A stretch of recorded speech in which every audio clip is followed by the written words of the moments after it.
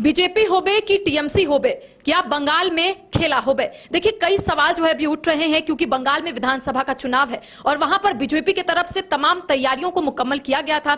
खुद प्रधानमंत्री नरेंद्र मोदी बंगाल का दौरा कर रहे हैं, लेकिन इस बीच टीएमसी यानी कि टीएमसी की तरफ से भी तमाम तैयारियां इससे पहले पूरी कर ली गई थी। जो वहां की मुख्यमंत्री है ममता बनर्जी, वो भी लगातार तमाम लोगों से जुड़ रही हैं, उन्हें यह समझाने और बुझाने की कोशिश कर रही है कि सरकार जो है किस तरह से बंगाल की युवाओं के साथ साथ महिलाओं को फायदा पहुंचा रही है। लेकिन वहां पर परिणाम क्या होंगे ये तो वक्त बताएगा। लेकिन दूसरे फेज को लेकर टीएमसी हो, कांग्रेस हो या फिर बीजेपी पूरे तरीके से तैयार नजर आ रहे हैं। आज हम इसी को लेकर बातचीत करेंगे। हमारे साथ नवीन मौजूद है, नवीन से बातचीत करते हैं कि नवीन, मुख्यमंत्री हेमंत सोरेन वहां पर गए, बंगाल गए, जहां पर आदिवासी बहुल क्षेत्र है, वहां पर कहीं ना कहीं उन्होंने जनसभा किया और उनका यही कहना है कि झारखंड में जिस तरह से महिलाओं को सम्मान मिल रहा है, युवाओं को बेरोजगारी भत्ता मिल रहा है और बूढ़े बुजुर्गों को कहीं ना कहीं सम्मान मिल रहा है, पेंशन मिल रहा है, ऐसे में उन्होंने कहीं ना कहीं कंपेयर किया है बंगाल और झारखंड में। और उनका कहना है कि बंगाल में भी ममता बनर्जी जो है वो युवाओं के साथ साथ महिलाओं को भी सशक्त बनाने की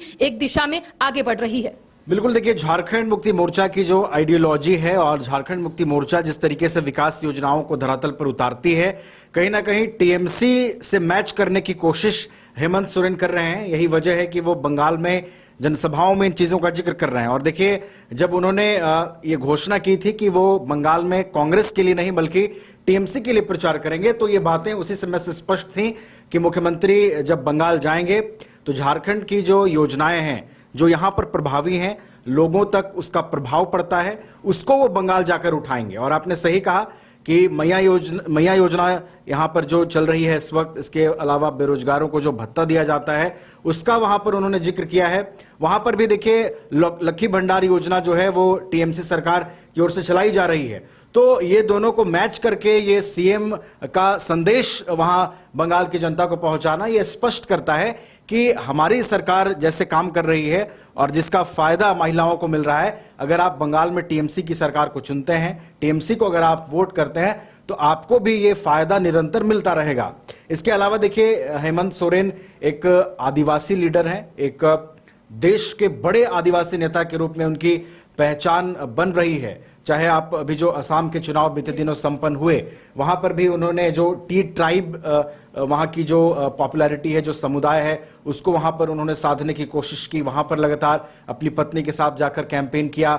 और बंगाल में भी जो आदिवासी समुदाय का कुनबा है, वहां पर वो जाकर उन संदेशों को पहुंचाने की कोशिश कर रहे हैं कि झारखंड मुक्ति मोर्चा आदिवासियों के हक की बात करती है। अगर आप टीएमसी को लाते हैं तो आपके हक की बात यहां भी होगी, क्योंकि जेएमएम टीएमसी के साथ है और सीएम हेमंत सोरेन खुद जो जेएमएम के मुखिया हैं, झारखंड राज्य के मुखिया हैं, वो जाकर टीएमसी की बात कर रहे हैं, टीएमसी की आइडियोलॉजी को जमीन पर उतार रहे हैं। तो निस्संदेह उनका मैसेज क्लियर है कि आदिवासी बहुल जो वहां पर क्षेत्र हैं, वहां पर टीएमसी को हर संभव फायदा पहुंचाया जा सके, वहां आदिवासी वोटों में सेंधमारी ना हो पाए, इसके लिए वो मजबूती प्रदान कर रहे हैं ममता बनर्जी को। और देखिए, इसका प्रभाव तो बिल्कुल पड़ेगा। इसका प्रभाव इसलिए पड़ेगा क्योंकि जब भी आदिवासी समुदाय की बात होती है तो झारखंड से चूंकि सटा बंगाल है, झारखंड और बिहार, बंगाल के कई ऐसे बॉर्डर हैं जो सटते हैं और आदिवासियों की बड़ी संख्या है वहां पर, बड़ी तादाद में आदिवासी समुदाय वहां पर रहते हैं। तो बिल्कुल देखिए, स्पष्ट है कि मुख्यमंत्री हेमंत सोरेन का उन्हीं सीटों पर प्रचार करना जिन सीटों पर आदिवासियों की संख्या अधिक है, ये बताता है, ये संकेत देता है कि टीएमसी को उन क्षेत्रों में मजबूत करने की कोशिश है। और जो दूसरा फेज 29 अप्रैल को होना है, वहां अधिक से अधिक मतदाता बाहर आए, टीएमसी के पक्ष में वोट करें, आदिवासी समुदाय टीएमसी की योजनाओं को सही ढंग से समझें।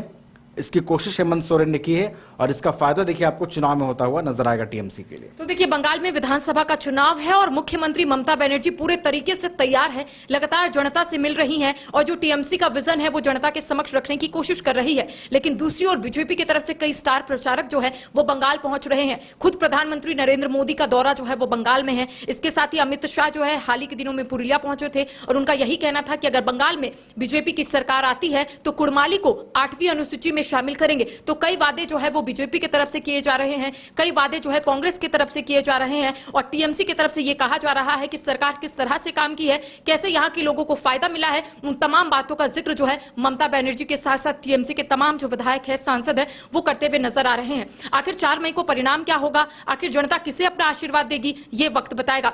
तमाम अपडेट हम अपने दर्शकों तक पहुंचाएंगे। फिलहाल हमें दे इजाजत, नमस्कार। घर रहने का मकान भर नहीं, ये खुशियों की तिजोरी है।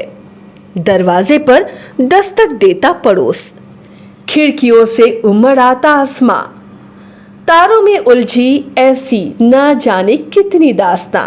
कहती हैं चले डायमंड सिटी, एक सफर हम सफर के साथ अपने घर तक।